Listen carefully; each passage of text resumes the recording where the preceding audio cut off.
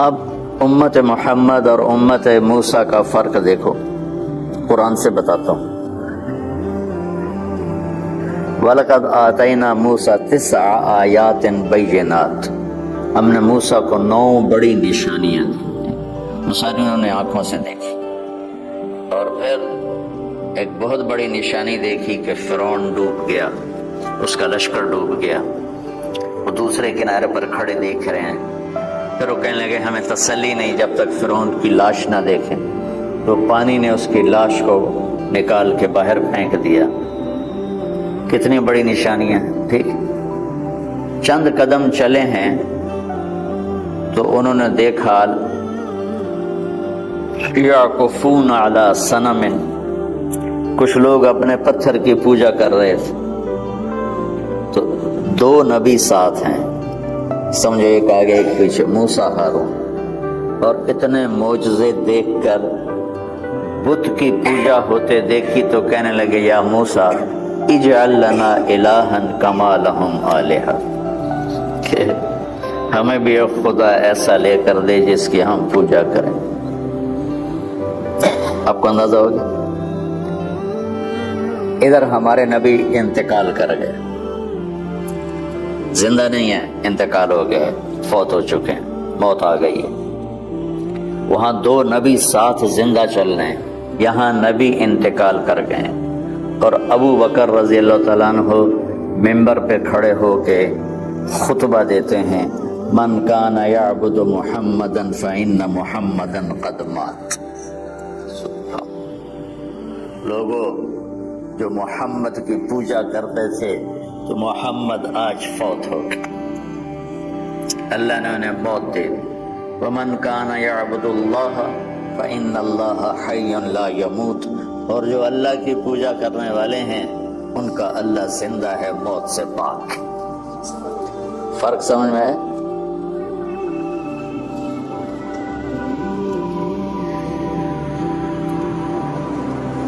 موسیٰ علیہ السلام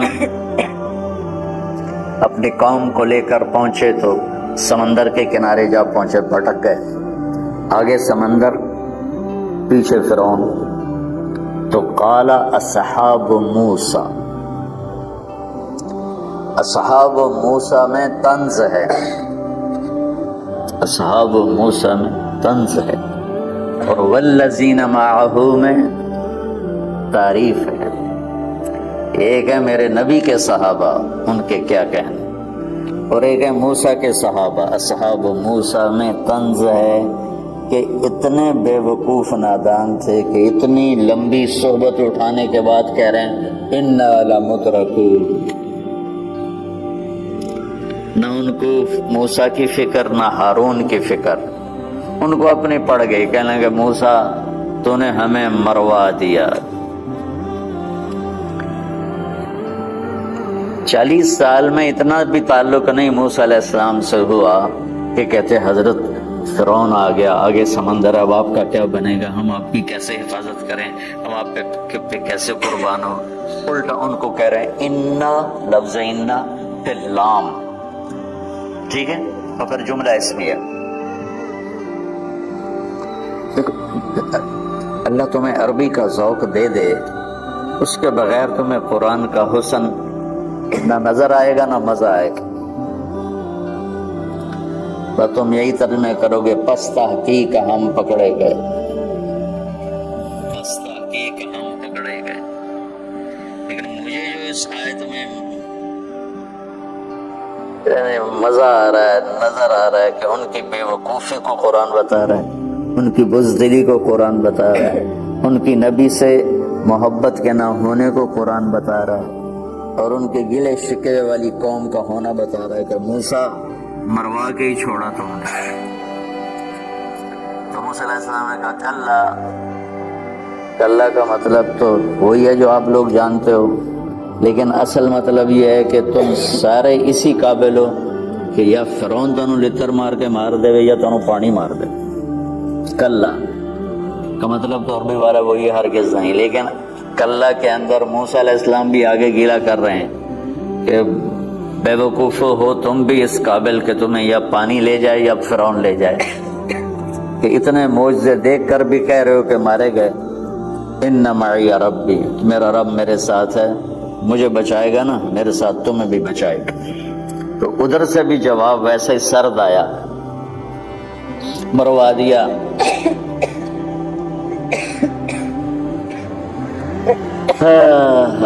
اور ادھر ہجرت کی رات جب نکلے اللہ کے نبی تو ابو بکر کبھی آگے چلتے تھے کبھی پیچھے چلتے تھے. 27 صفر نبوت کا 14واں سال، ستمبر کا مہینہ. آپ نے پوچھا ابو بکر یہ کیا کرتے ہو؟ کبھی آگے چلتے ہو کبھی پیچھے چلتے ہو. کہیں گے یا رسول اللہ جب یہ خیال آتا ہے کہ آگے کوئی دشمن چھپا ہوا وار نہ کر لے تو میں آگے ہو جاتا ہوں کہ میرے اوپر پڑے آپ پہ نہ پڑے. جب یہ خیال آتا ہے پیچھے سے کوئی حملہ نہ کر دے تو میں پیچھے ہو جاتا ہوں تاکہ میرے اوپر وار پڑے آپ پہ نہ پڑے. یہ امت محمد ہے، وہ امت بنی اسرائیل ہے کہ انہیں اپنی پڑ گئی. ابو بکر کو اللہ کے نبی کی پڑ گئی. لا تحزن میں بھی یہی اشارہ ہے. اگر ابو بکر کو اپنی پڑ جاتی نا تو لا تحزن نہیں آتا، لا تخف آتا.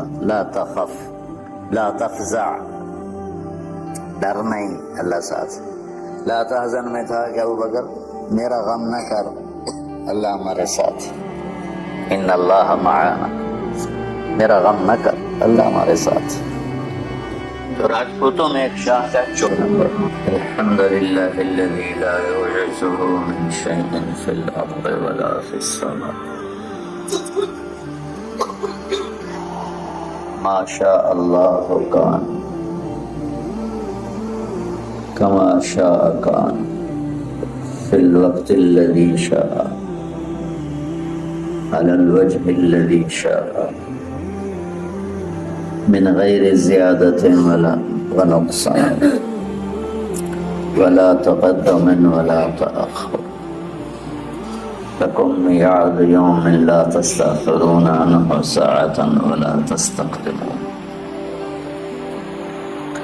وما لم يشاء لم يكن أعلم أن الله على كل شيء قدير وأن الله قد أحاط بكل شيء علما. وأشهد أن لا إله إلا الله وحده لا شريك له وأشهد أن سيدنا ومولانا محمدا عبده ورسوله. أما بعد، أعوذ بالله من الشيطان الرجيم. بسم الله الرحمن الرحيم. وكذلك جعلناكم أمة وسطا لتكونوا شهداء على الناس ويكون الرسول عليكم شهيدا. وقال النبي صلى الله تعالى عليه وسلم إياكم والغلو في الدين فإنه أهلك من كان قبلكم الغلو في الدين أو كما قال صلى الله تعالى عليه وسلم.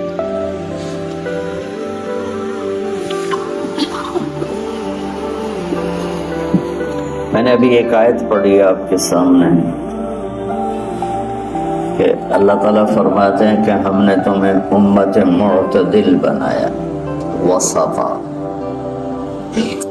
ایک ترجمہ اس کا امام طبری نے کیا ہے جو ہمارے تبلیغ والوں کے لیے بڑا، بلکہ پوری امت کے لیے، صرف تبلیغ والوں کے لیے کیوں، پوری امت کے لیے وہ ایک پیغام ہے کہ انہوں نے ایک ترجمہ یہ کیا ہے کہ ہم نے تمہیں امت واسطہ بنایا. دو چیزوں کو ملانے کے لیے درمیان میں جو چیز ہوتی ہے اس کو واسطہ کہتا ہے. جیسے یہ مائک میرے اور آپ کے درمیان یا جو بھی آگے سن رہے ہیں واسطہ ہے. یہ دو چیزوں کو ملا رہا ہے، مجھے اور آپ کو ملا رہا ہے آواز کو بلند کرتے.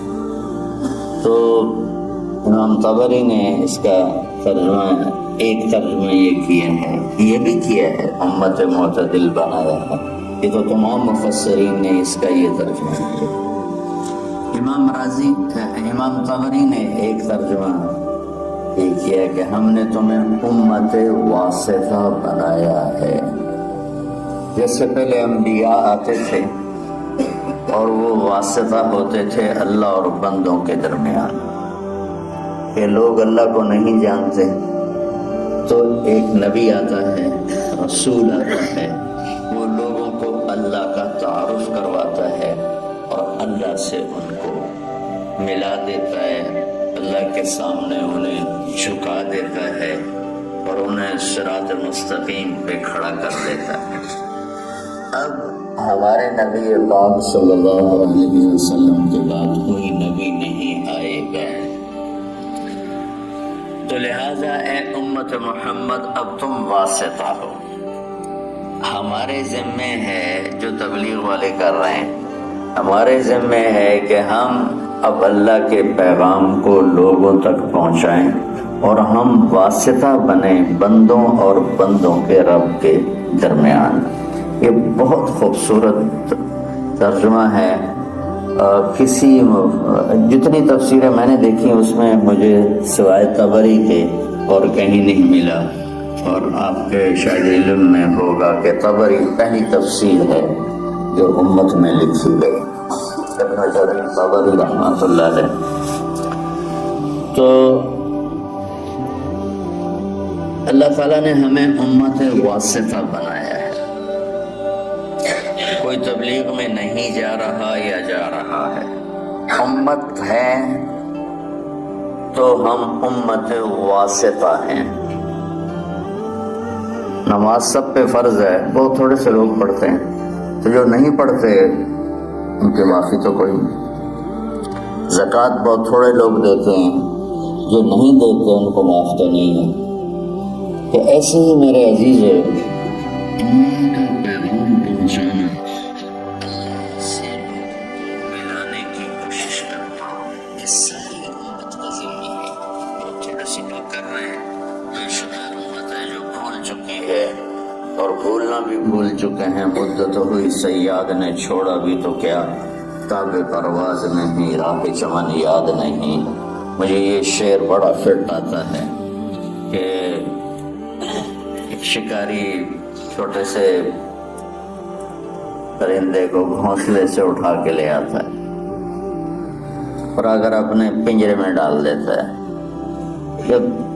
جب اس پرندے کی شعور کی آنکھ بیدار ہوتی ہے تو اپنے آپ کو ایک پنجرے میں دیکھتا ہے اور ایک کوٹھالی میں اس کے لیے دانا پڑا ہوتا ہے، ایک میں پانی ہوتا ہے.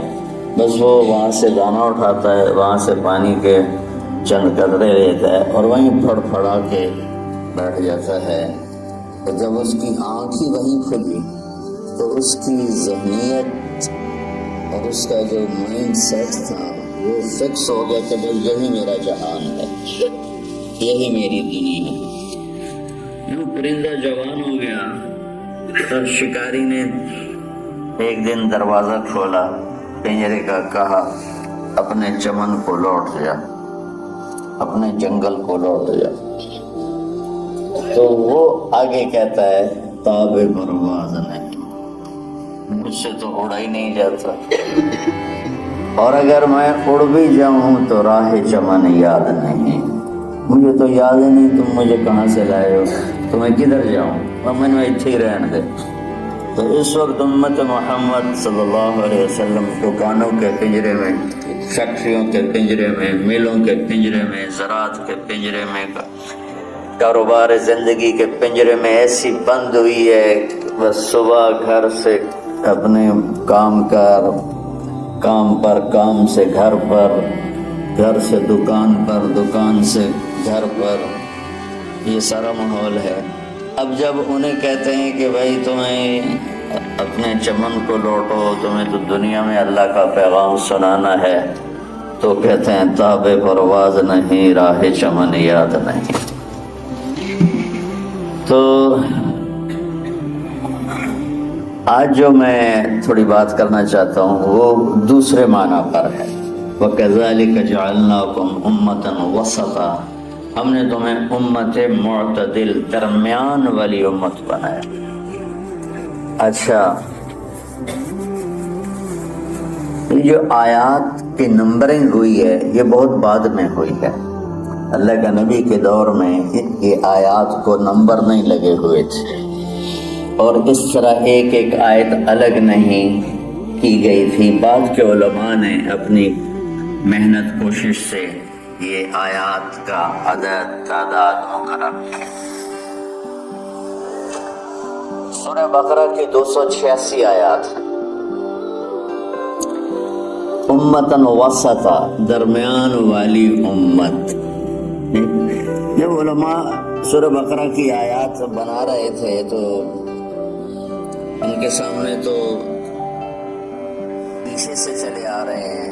امتن وسطا ان کے سامنے تو اس وقت ہے جب وہ یہاں پہنچے تو یہ بڑی حیرت اور قدرت خداوندی کی یہ ایک تصویر ہے کہ وَكَذَلِكَ جَعَلْنَاكُمْ أُمَّةً وَسَطًا.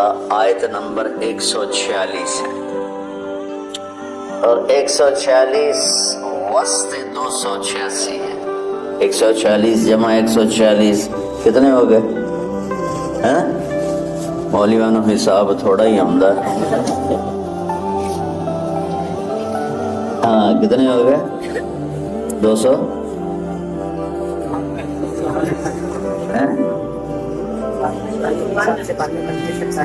نہیں، پھر یہ آیت نمبر 143 ہے. میرا ذہن ہی سویا ہوا ہے، میں کیا آگے. یہ آیت نمبر 143 ہے، 146 نہیں 143 ہے. تو بالکل درمیان میں لفظ کے لحاظ سے، اور ادھر آیت کی تقسیم ہو رہی ہے تو کرتے کرتے کرتے جب اس آیت پر پہنچے تو یہ 143 بن رہی تھی، اور آیات 286 ہے تو اس کا وسط بنتا ہے. اور امتن وسطا، درمیان والی امت کے پیچھے مفہوم کیا ہے؟ یہودی بہت زیادہ حرص و ہوس کا شکار ہوئے دنیا کے لیے. عیسائی رہبانیت میں ایسے دنیا ترک دنیا رہبانیت ابتدعوها ما كتبنا علیہ. ابن کثیر رحمۃ اللہ علیہ بہت بڑے آدمی ہیں، بھری آدمی ہیں علم کی دنیا میں. انہوں نے ایک واقعہ نقل کیا ہے، وہ بتانے لگا. علامہ عتبی رحمۃ اللہ علیہ قبر پر بیٹھے تھے. یہ پہلی صدی کا ایک واقعہ لگتا ہے کہ کوئی وہ رکاوٹ نہیں تھی اور کچھ پڑھ رہے تھے. ایک بدو آیا، اس نے اپنے اونٹنے کو باہر کھڑا کیا اور آ کر اندر سلام پیش کیا. السلام علیکم یا رسول اللہ. صحیح حدیث ہے کہ انبیاء اپنی قبور میں زندہ ہوتے ہیں، انبیاء اپنی قبر میں زندہ ہوتے ہیں، اور اللہ کے ان پر موت آتی ہے. موت ہر نبی رسول پر آتی ہے، موت سے پاک صرف اللہ ہے. پھر اللہ ان کو زندگی دے دیتا ہے جسم کے ساتھ ہی. کچھ علماء فرماتے ہیں کہ برزخی زندگی ہوتی ہے، لیکن جو جمہور اہل سنت والجماعت جس اس پر مذہب اور عقیدے پر ہیں کہ انبیاء اپنے قبور میں زندہ ہوتے. تو آ کر سلام پیش کیا اور کہنے لگا یا رسول اللہ، آپ کے رب کہتے ہیں وَلَوْ أَنَّهُمْ إِذْ ظَلَمُوا أَنفُسَهُمْ جَاءُوكَ، اگر یہ گناہ کر کے آپ کے پاس آ جائیں فَاسْتَغْفَرُ اللَّهَ، اور معافی مانگیں اللہ سے، وَاسْتَغْفَرَ لَهُمُ الرَّسُولُ، اور آپ بھی پھر اللہ سے ہمارے لیے معافی مانگیں تو اللہ معاف کرتا ہے. تو جئتک مستغفرا للذنوب ومستشفعا بک الی ربی ان یغفر لی، میں آپ کے پاس اپنے گناہوں کا بوجھ لے کر آیا ہوں اور آپ کو سفارشی بناتا ہوں اللہ کی بارگاہ میں کہ اللہ تعالیٰ مجھے معاف کر دے. اور پھر اس نے 4 شعر پڑھے. 2 شعر اب بھی روضہ مبارک کا جو 2 پلر ہیں، جیسے یہاں کھڑے ہو کر سلام کر رہے ہیں، ایک شعر یہاں لکھا ہوا ہے، ایک شعر یہاں لکھا ہوا ہے، 2 کتاب میں لکھے ہوئے ہیں. یا خیر من دفنت فی القاع اعظمہ فطاب من طیبہن القاع والاکم، اے وہ بابرکت ذات جو زمین کے اندر گئے تو زمین کا اندر بھی پاک ہو گیا اور اوپر بھی پاک ہو گیا، اندر بھی خوشبودار اور باہر بھی خوشبودار۔ یہ ادھر ہے شعر، نفس الفداء لقبر انت ساکنہ فیہ العفاف وفیہ الجود والکرم، میری جان اس قبر پہ قربان جس میں آپ آرام فرما رہے ہیں، آپ کے ساتھ آپ کی سخاوت بھی ہے، آپ کی دریا دلی بھی ہے، آپ کی فیاضی بھی ہے۔ یہ دو شعر۔ اگلے دو، انت الشفیع الذی ترجى شفاعته علی الصراط اذا ما زلت القدم، آپ ہی وہ شفیع مذنبین ہیں کہ پل صراط پار ہوگا آپ کی سفارش اور شفاعت سے، عملوں سے نہیں، آپ کی شفاعت سے پل صراط پار ہوگا۔ وصاحباک لا انساہما ابدا، اور میں آپ کے دونوں ساتھی ابو بکر عمر کو بھی کبھی نہیں بھول سکتا۔ منی السلام علیکم ما جرى القلم، کیا شعر کہہ گیا، کیا بات کر گیا یا رسول اللہ، قیامت تک جب تک قلم چلتے رہیں میرا سلام آپ تینوں کو پہنچتا رہے۔ قلم تو کبھی رکتا نہیں، اور آج کل قلم بہت زیادہ چل رہا ہے، کمپیوٹر کتنا بڑا قلم وجود میں آ چکا ہے، تو کیا بات کر گیا، عرب کی فصاحت پہ قربان جاؤں، لہم السن فصیحہ۔ ایران کے بادشاہ نے کہا تھا کہ عربوں میں کیا خصوصیت ہے، تو وہ تھا امیہ بن ابی سلط، اس نے کہا لہم قلوب جریہ وانصاب محفوظہ والسنۃ فصیحہ، کہا میرا سلام پہنچے آپ تینوں کو جب تک قلم چلتا رہے، اور پھر وہ روتا ہوا باہر نکل گیا۔ علامات بھی کو ایک دم نیند آ گئی، بٹ تو خواب میں اللہ کے نبی کا دیدار ہوا، کہا تبھی جاؤ اس بدو کو خوشخبری دے دو کہ تیری فریادیں پہنچیں اور تیری بخشش ہوگی۔ ہمارے نبی کے معجزات میں ایک معجزہ ہے کہ آپ کی قبر موجود مشہود، باقی جتنے انبیاء ہیں ان کی قبریں یقینی نہیں ہیں۔ ابراہیم علیہ السلام کی قبر موجود ہے اور کئی انبیاء کی قبریں عراق میں، فلسطین میں، لیکن یقین سے نہیں کہہ سکتے کہ واقعی یہ ہیں، صرف ہمارے حبیب پاک ہیں جن کی قبر مبارک یقین کے ساتھ ہے، اور آپ کا فیض آپ کے جانے کے بعد بھی دنیا میں چل رہا ہے، جاری اور ساری ہے، اور اللہ تعالیٰ نے ہمیں آپ کا امت ہی بنایا، تو جیسے وہ کر گئے ویسے کرتا ہو، تو اللہ تعالیٰ جب بھی دیکھے گا خوش ہوگا میرے حبیب کی شان۔ نبی کی دعا سنو اپنے رب کی تعریف میں، صبح شام میرے نبی اپنے رب کی یوں تعریف فرماتے تھے۔ سارے انسانوں کی تعریف اکٹھی کریں اللہ کے بارے میں تو میرے نبی کی حمد و ثنا اللہ کے بارے میں سب سے زیادہ ہے، سب سے زیادہ ہے۔ چند الفاظ میں سمندر آ جاتے تھے، چند الفاظ ہم تو عربی نہیں جانتے نا، ہماری بدقسمتی ہے، یعنی کوئی لمبے چوڑے الفاظ نہیں ہیں۔ میرے نبی کی تو 23 برس کی زندگی تھی، کوئی کتابیں نہیں ہیں، الکلمات جن کو ایک مثال سے واقعہ سنا تھا۔ طفیل بن عامر دوسی آئے، ان سے مکے والوں نے کہا ایک جادوگر ہے، جو اس کی سنتا ہے نا اسی کا ہو جاتا ہے، لہذا اس کی بات نہ سننا۔ طفیل کہتے ہیں میں ڈر کے نا میں نے اپنے کانوں میں روئی ڈال دی کہ میں سننی ہی کوئی نہیں، کہ تو میرے اوپر جادو نہ چل جائے۔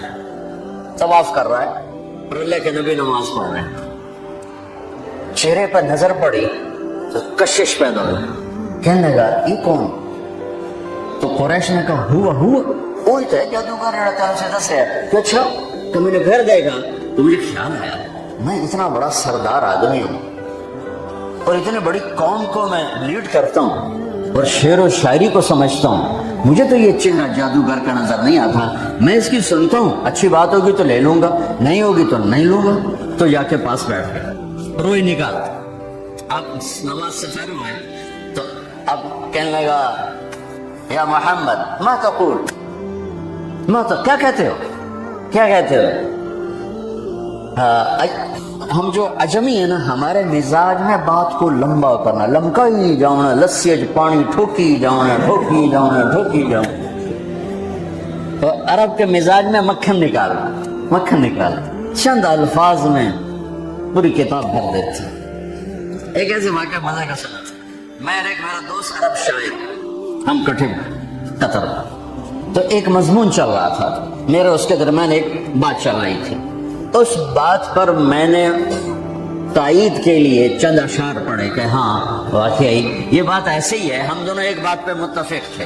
تو میں نے کہا وہ شاعر کہتے ہیں وَمِمَّا شَجَانِي أَنَّنِي كُنْتُ نَائِمًا أُعَلِّلُ مِنْ بَرْدٍ بِطِيبِ التَّنَسُّمِ إِلَىٰ أَنْ دَعَتْ وَرْقَاءُ مِنْ غُصْنِ أَيْكَةٍ تَفَرَّدَ مَبْكَاهَا بِحُسْنِ التَّرَنُّمِ فَلَوْ قَبْلَ مَبْكَاهَا بَكَيْتُ صَبَابَةً بِسُعْدَى شَفَيْتُ النَّفْسَ قَبْلَ التَّنَدُّمِ وَلَكِنْ بَكَتْ قَبْلِي فَهَيَّجَ لِيَ الْبُكَاءُ بُكَاهَا فَقُلْتُ الْفَضْلُ لِلْمُتَقَدِّمِ۔ کتنا لمبا چوڑا کلام ہے۔ وہ کہنے کہ تم جو اجمی ہو نا تم لمبی بات کرتے ہو، رسی پانی ٹھوکی جانتے ہو، اور ہم جو عرب ہیں ہم دو لفظوں میں بات